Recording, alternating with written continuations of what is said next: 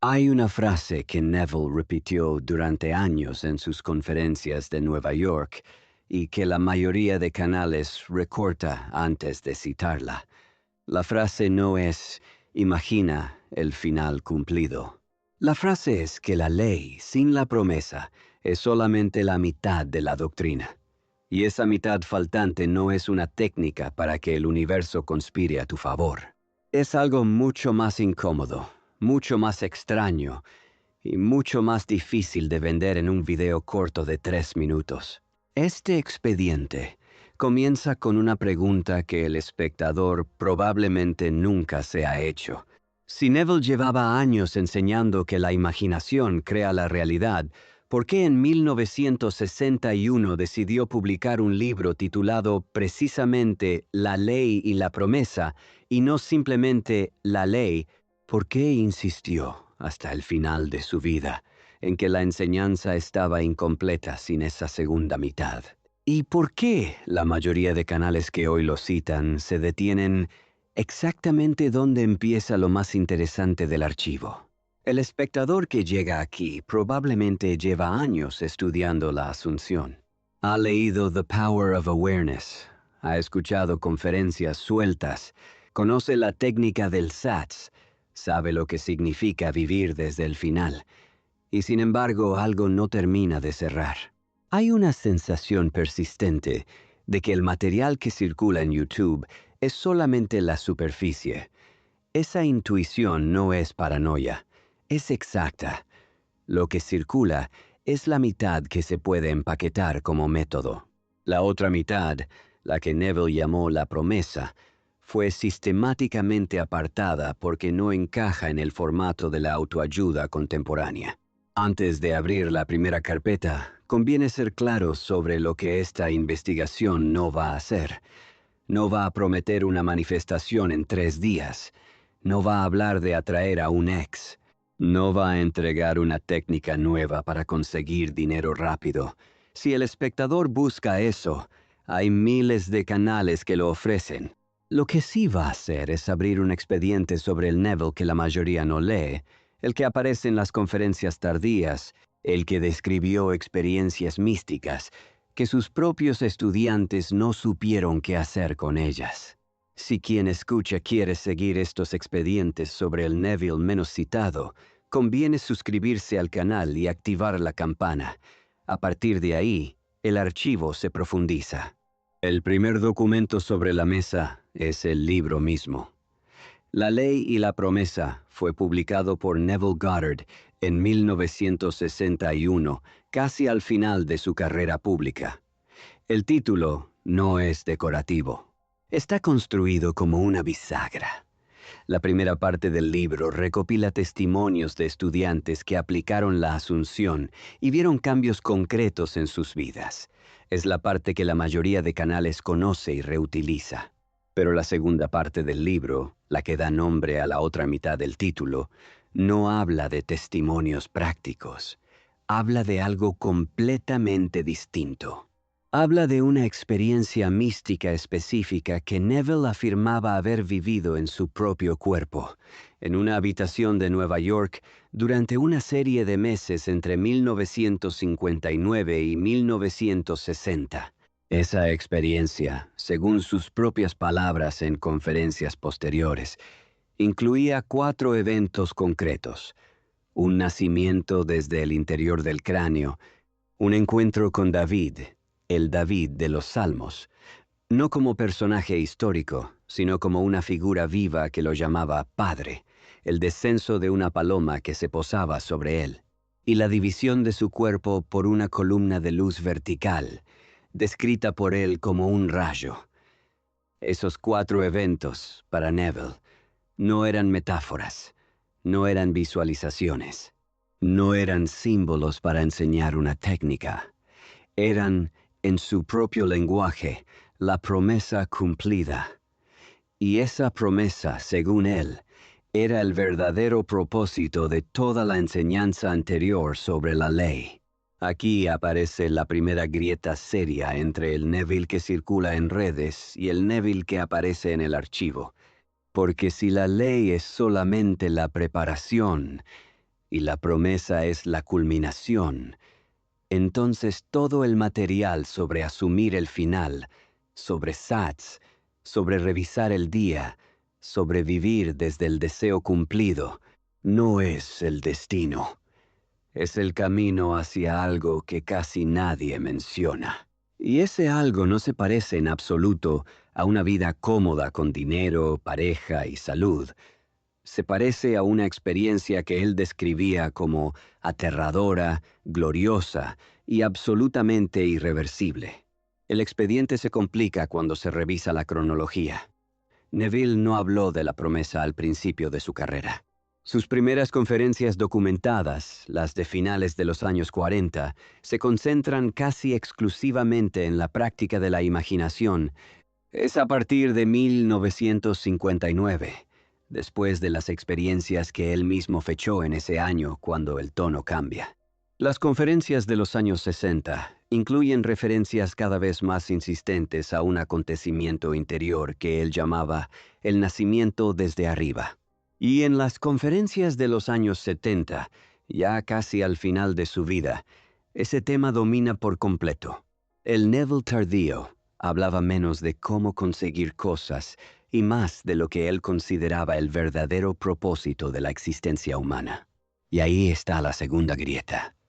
Porque el espectador que solo conoce el Neville temprano cree estar escuchando la doctrina completa, pero está escuchando literalmente la primera mitad de una conversación que el propio autor consideró incompleta. Es como leer la primera mitad de un expediente y cerrar la carpeta antes de llegar a las conclusiones. La segunda carpeta del archivo se refiere a algo todavía más delicado: la manera en que Neville leía la Biblia. Para él, ningún personaje bíblico era una persona histórica. Abraham no fue un hombre que vivió en Mesopotamia. Moisés no fue un líder que cruzó un mar. David no fue un rey en Jerusalén. Jesús no fue un predicador en Galilea. Todos esos nombres, para Neville, eran estados de conciencia. Eran etapas psicológicas por las que pasa la mente humana en su recorrido interior. La Biblia, leída así, no es historia antigua. Es autobiografía de la conciencia. Esta afirmación parece sencilla cuando se dice rápido, pero las consecuencias son enormes. Si David no es un personaje histórico, sino un estado, entonces cuando Neville afirma que David lo llamó padre en una visión, no está diciendo que conoció al rey de Israel. Está diciendo algo mucho más radical. Está diciendo que un estado de conciencia, personificado como figura viva, reconoció en él al generador de toda la experiencia humana.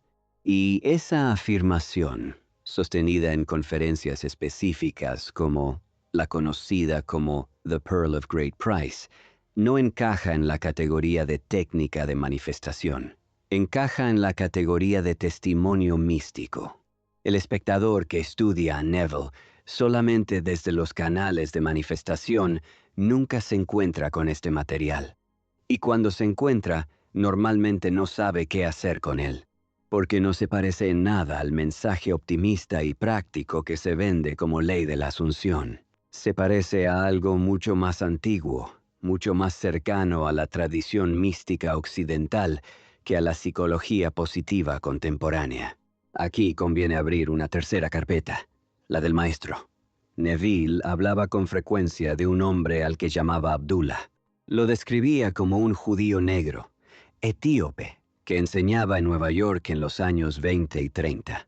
Según el propio Neville, Abdullah lo recibió la primera vez diciéndole una frase exacta: Neville, llegas tarde, 6 meses tarde. Esa frase, repetida en varias conferencias, sugiere que Abdullah tenía algún tipo de conocimiento previo sobre la llegada de Neville. Lo siguiente que el espectador necesita entender es que la identidad histórica concreta de Abdullah nunca ha sido confirmada de manera definitiva. Las investigaciones que se han hecho desde los años 2000, especialmente en la última década, han propuesto distintos candidatos. Han examinado registros de comunidades esotéricas de Harlem, han revisado conexiones con escuelas herméticas de la época y siguen sin llegar a un consenso pleno. Lo que sí está documentado en las propias palabras de Neville es que Abdullah le enseñó hebreo, le enseñó a leer las escrituras desde una clave interior y lo mantuvo bajo instrucción durante aproximadamente 7 años. 7 años no es un curso de fin de semana. 7 años es la duración de una formación esotérica seria, y eso obliga a reconsiderar la imagen popular de Neville como un conferencista carismático que descubrió por su cuenta una ley universal. La imagen real, la que aparece en el archivo, es la de un estudiante prolongado de una tradición específica, transmitida por un maestro cuya identidad sigue siendo, en parte, un misterio. Esto es relevante para el expediente actual, por una razón directa, porque la enseñanza que Neville recibió de Abdullah no se limitaba a la ley.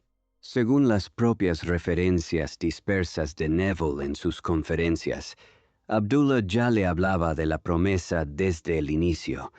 Le decía que el propósito final no era conseguir cosas, sino despertar a una identidad que él mismo describía con la palabra hebrea para yo soy. El Neville público de los años 40 enseñó la ley, porque era lo que sus audiencias podían recibir. Pero el contenido que él mismo había recibido era más amplio desde el principio. Esa observación cambia la manera de leer las conferencias tempranas. Frases que sonaban como simples técnicas para manifestar, releídas desde el archivo, aparecen como pistas dejadas por alguien que ya sabía a dónde llevaba el camino, pero que no podía decirlo todo de una vez. El Neville temprano estaba preparando el terreno, el Neville tardío estaba revelando el destino, y el destino, según él, no era una vida materialmente cómoda. Era una experiencia interior específica, fechada, descrita con detalle, que él insistía en llamar la promesa. La cuarta carpeta del archivo aborda algo que el espectador necesita escuchar con calma. La diferencia entre vivir desde el final y la promesa cumplida no es de grado, es de naturaleza. Vivir desde el final, en la enseñanza de la ley, significa asumir psicológicamente que un deseo concreto ya se ha realizado. Es una operación mental que produce, según Neville, cambios externos en las circunstancias. Es lo que hoy se enseña en casi todos los canales de habla hispana sobre el tema. La promesa cumplida, en cambio, no se refiere a un deseo concreto, no se refiere a dinero, pareja, salud o trabajo. Se refiere a un acontecimiento interior que él describía como el nacimiento de un ser nuevo desde dentro del propio cráneo del practicante. Ese acontecimiento, según Neville, no es elegible. No se programa con sets. No se logra mediante una asunción específica. Ocurre, según sus propias palabras, cuando se cumple el tiempo. Y el practicante, en ese momento, no está manifestando nada. Está siendo manifestado por algo que parece venir desde dentro de él mismo y a la vez desde más allá de él mismo. Esa distinción es la que la mayoría de canales no quiere abordar, porque rompe el contrato implícito con la audiencia. La audiencia llega buscando técnicas para mejorar su vida exterior, y Neville, en su mitad oculta, dice claramente que la vida exterior es solamente el escenario en el que ocurre algo mucho más importante. Dice que la ley sirve para que el practicante se libere de las preocupaciones más urgentes y pueda dedicar su atención al verdadero asunto. Y el verdadero asunto en su lenguaje no es la prosperidad, es el despertar. Aquí el archivo se vuelve incómodo, y por eso conviene avanzar con cuidado, porque la pregunta que se abre es directa. ¿Qué pasa si el espectador lleva años aplicando la ley sin saber que existía la promesa? ¿qué pasa si ha estado usando la mitad de la doctrina como si fuera el todo? La respuesta, según el propio Neville, no es trágica. La ley funciona aunque no se conozca la promesa. Las manifestaciones ocurren, las circunstancias cambian. Los testimonios que él recopiló en la primera mitad de su libro de 1961 son reales en su lógica interna. Pero hay algo que no ocurre, y ese algo es lo que Neville consideraba el propósito completo de la enseñanza. La quinta carpeta del expediente se refiere a las conferencias tardías que casi nunca se citan. Hay conferencias específicas, fechadas en los años 60 y 70, en las que Neville habla con una franqueza que sorprende incluso a quien lleva años estudiándolo. En una de ellas, conocida bajo el título The Promise, describe los 4 eventos místicos con detalle clínico. En otra, conocida como The Pearl of Great Price, identifica esa promesa con la perla escondida de la parábola evangélica. En otra, conocida como The Mystery Called Christ, sostiene que el Cristo del que hablan las Escrituras no es un personaje externo, sino una identidad interior que despierta en el practicante cuando se cumple el tiempo. Ese material existe, está documentado, está disponible para quien lo busque, y sin embargo prácticamente no aparece en los canales de manifestación. La razón es estructural. Ese material no se puede convertir en una promesa de resultados medibles. No se puede vender como técnica. No se puede empaquetar como reto de 21 días. Es, por su naturaleza, una descripción de algo que ocurre cuando ocurre, según un calendario interior que el practicante no controla.